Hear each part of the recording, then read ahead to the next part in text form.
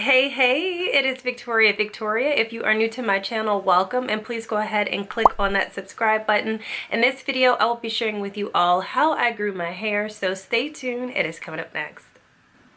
Alright guys, so in this video, I just wanted to share with you all of the practices and all of the products that I used in order to grow my hair this length. And please excuse my voice. I am just getting over a cold. I was sick for about maybe 4 days, so I'm not typically this raspy. So bear with me. I'm gonna get it out. But so the first thing that I wanted to share with you all is scalp massage. I found that scalp massage has worked for me so well, has helped me so much in aiding in hair growth and stimulating new hair growth. And not only if just practicing scalp massage alone, but using it in conjunction with essential oils. And the essential oils that work well for me are essential oils, rosemary, and mine looks like this. I'll leave a link in the description box where I get mine, but you can get it from anywhere, like a health food store, as long as it doesn't contain any other fillers. I would say to go ahead and do that. And then another, and this is one of my favorites, another one is tea tree oil, and I picked this up from Whole Foods. And then I also love peppermint oil. But be sure when you are using these oils that you are using it with a carrier oil such as coconut oil, which my scalp loves, or with olive oil or even grapeseed oil. And you want to take that, put it on your fingertips, and just massage it into your scalp. And the massage alone is going to help stimulate hair growth, but especially in conjunction with essential oils that stimulate hair growth.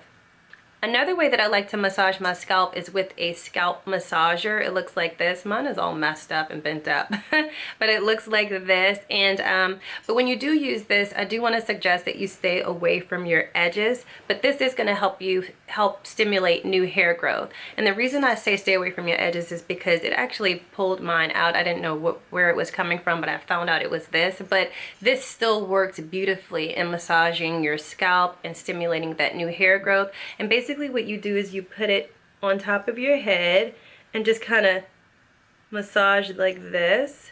But again, you want to stay away from your edges. So just do it everywhere else, and it feels so good. I will leave a link in the description box where I purchased mine. I believe I got it off Amazon, but I'll leave a link in the description box. But this was very helpful in aiding in hair growth for me.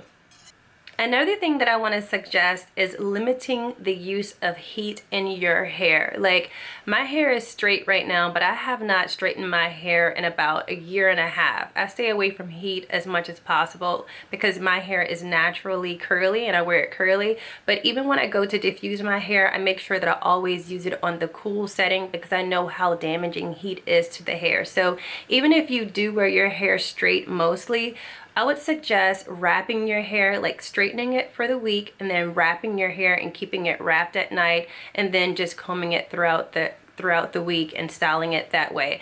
But if you can, please stay away from heat because it is so damaging to the hair.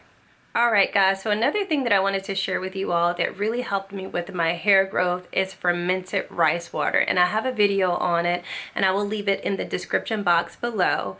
And basically what you do is you take rice and water and let it ferment, and you use that water and spray it into your scalp and onto your hair. But I will warn you, if you have low porosity hair, and the way to check that is just basically put your hair, a strand of hair, in a cup of water, and if your water sinks to the bottom, then you have high porosity hair, and if it stays at the top, then you have low porosity hair. So basically I just wanted to warn you, if you do have low porosity hair, that it can make your hair really hard and dry. So you want to deep condition when you are doing it. But I just still wanted to share it with you all because it really helped me in growing my hair. Like, I did this for about maybe 3 months or so, but within the first month my hair grew about 4 inches. I believe it was about 4 inches, but I do have a video on it. I will link it in the description box below. I just wanted to include this in my hair growth routine with you all because it was a part of the routine. But again, if you have low porosity hair, beware. All right guys, the next suggestion that I have, okay, so the next Okay, so the next suggestion that I have for you all is to stay away from shampoo as much as you can, because shampoo dries your hair out. I think I probably wash my hair maybe once every maybe 4 months. If that, like, if I stretch it out as far as I can, because your scalp naturally produces something called sebum, and that sebum is nutrients for your hair. And when you are constantly washing that out and then just reapplying some other type of oil to give your hair that sheen or that shine, your hair really is missing out on its natural nutrients. So if you can, limit your use of shampoo, because that is just going to dry your hair out and strip your hair of all of its natural nutrients that it needs in order to flourish. Another integral part of my hair growth journey has been aloe vera juice. Like, I love this. Like, you could pick this up from Walmart for like $1, the small bottle like this. They also have a gallon jug, which is like $5. Like, it is like amazing for your hair. So this aloe vera juice, basically what I do is I take this, I put it in a spray bottle like this, and I spray it all over my scalp. I spray it all over my hair. And especially if you are a curly girl or guy and your hair is just is naturally curly, your curls love this. This is amazing. This is especially good for nourishing your hair as well as helping in the detangling process, which is what I want to get into next. Detangling. When you are detangling your hair, please make sure that you have a product in your hair, like a conditioner or something like aloe vera juice, because the detangling process could break your hair off so badly. So please try to use something to help aid in the detangling process. Phew, this cold is getting me. So you try to use products that'll help in the detangling process. I know there's different types of detanglers out there, but what works best for me is just good old Tresemme conditioner in conjunction with aloe vera juice. It has been the best detangler for me, so please try that. And then also, like I said, I am just telling you guys things that have worked for me, but I also want to tell you guys to just be aware of the things that you are trying. Like, there are a lot of fads here on YouTube, and I'm not saying that it hasn't worked for some, but be careful when you try it. And I say this from experience. I know when I first got my hair cut a while back, if you guys have been riding with me for a while, you know, when the hair cuttery cut off about 4 inches of my hair, I wanted it to grow back so quickly. So what I did is I went to YouTube and I looked up different hair growth techniques, and one of those was pumpkin seed oil. Like, to use pumpkin seed oil in your hair. And I did that, and my hair hated it.